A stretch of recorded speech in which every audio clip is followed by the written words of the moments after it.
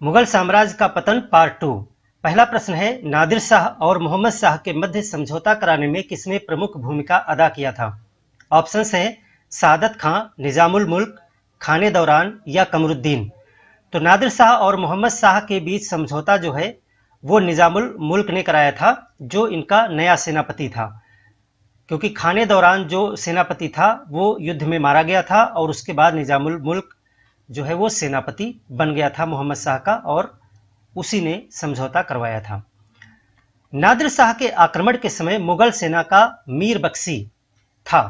मीर बख्शी का मतलब सेनापति ही होता है। तो यहां पर ऑप्शन है मोहम्मद शाह, सआदत खां, खाने दौरान, चिक्किलिज खां। तो यहां पर नादिर शाह के आक्रमण के समय मुगल सेना का जो मीर बख्शी था वो खाने दौरान था। अगला प्रश्न है, करनाल के युद्ध में खाने दौरान के मारे जाने के पश्चात मोहम्मद शाह ने किसे मीर बख्शी का पद दिया था? निजामुल मुल्क, सआदत खां, कमरुद्दीन या आलमगीर। तो करनाल के युद्ध में खाने दौरान के मारे जाने के पश्चात में मोहम्मद शाह ने निजामुल मुल्क को अपना मीर बख्शी यानी सेनापति बनाया था। ऑप्शन ए सही हो जाएगा। अगला प्रश्न है, अहमद शाह अब्दाली के भारत पर आक्रमण के समय मुगल शासक कौन था?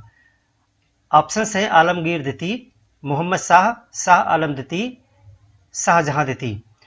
अहमद शाह अब्दाली के समय यहां पर जो मुगल शासक हैं वो शाह आलम द्वितीय हैं। ऑप्शन सी सही हो जाएगा।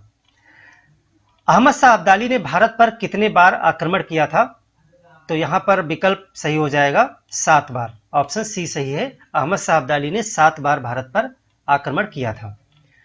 पानीपत के तृतीय युद्ध के समय मुगल सम्राट कौन था? पानीपत के तृतीय युद्ध के समय मुगल सम्राट शाह आलम द्वितीय थे। विकल्प डी यहां पर सही हो जाएगा। अगला प्रश्न है, अहमद शाह अब्दाली के आक्रमण के परिणाम स्वरूप क्या हुआ? विकल्प है मुगल साम्राज्य दुर्बल हुआ, सिख शक्ति का अभ्युदय हुआ, अंग्रेज चिंतित हुए या उपरोक्त सभी कुछ हुआ। तो यहां पर अहमद शाह अब्दाली के आक्रमण के परिणाम स्वरूप सिख शक्ति का अभ्युदय हुआ था। ऑप्शन बी सही हो जाएगा। प्रश्न 8 कह रहा है, अहमद शाह अब्दाली के किस आक्रमण के फलस्वरूप पानीपत का तृतीय युद्ध हुआ था? पहले, तीसरे, पांचवें या सातवें?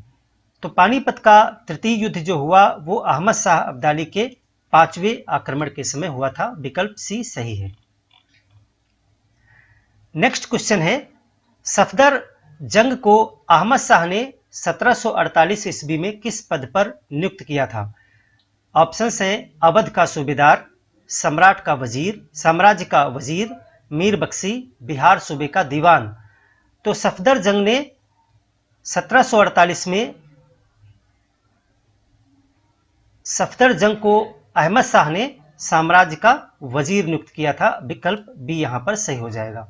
अगला प्रश्न है, बक्सर युद्ध 1764 ईस्वी के समय मुगल शासक था अहमद शाह, बहादुर शाह द्वितीय, मोहम्मद शाह या शाह आलम द्वितीय।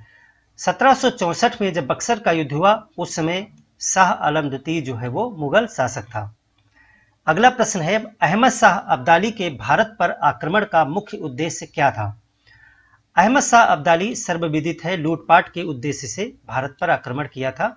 तो पहला ही ऑप्शन सही हो जाएगा, धन लूटने का उद्देश्य। अगला क्वेश्चन है, किस अंग्रेजी डॉक्टर ने फरुखसियर के फोड़े को ठीक कर दिया था? ऑर्म्स, जॉनसन, विलियम हैमिल्टन या विलियम जॉन। तो फरुखसियर के फोड़े को ठीक करने वाला जो डॉक्टर था वो विलियम हैमिल्टन था। विकल्प सी सही हो जाएगा। अगला प्रश्न है, करनाल का युद्ध कब हुआ? करनाल का युद्ध जो है ऑप्शंस 24 फरवरी 1739 दिया है, यही ऑप्शन पहला ही सही हो जाएगा। 24 फरवरी 1739 में करनाल का युद्ध जो है हुआ था। ईरान के नेपोलियन की उपमा से किसे अभिहित किया जाता है?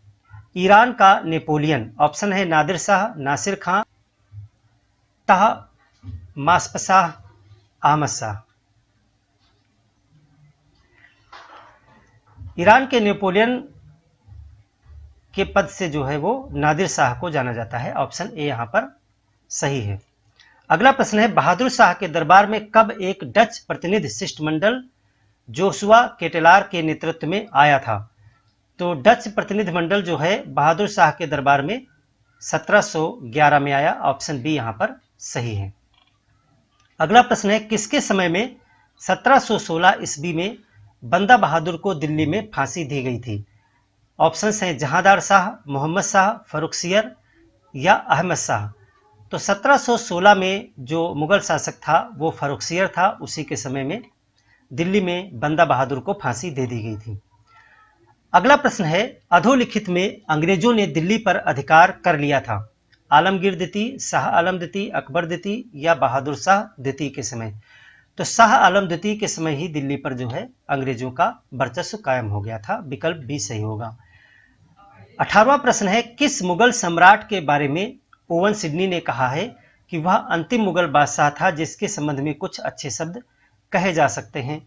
विकल्प हैं जहांदार शाह, बहादुर शाह प्रथम, फर्रुखसियर, मोहम्मद शाह। तो यहाँ पर जो औरंगजेब के बाद में बहादुर शाह प्रथम शासक था उसके विषय में ही ऐसा कहा गया है कि कुछ अच्छे शब्द कहे जा सकते हैं। बी ऑप्शन सही हो जाएगा। अगला प्रश्न है, मुंतखब उल लुबाब रचना किस मध्यकालीन लेखक की है? बदायूनी, अब्दुल नकी खां, खफी खां या इसहाक खां?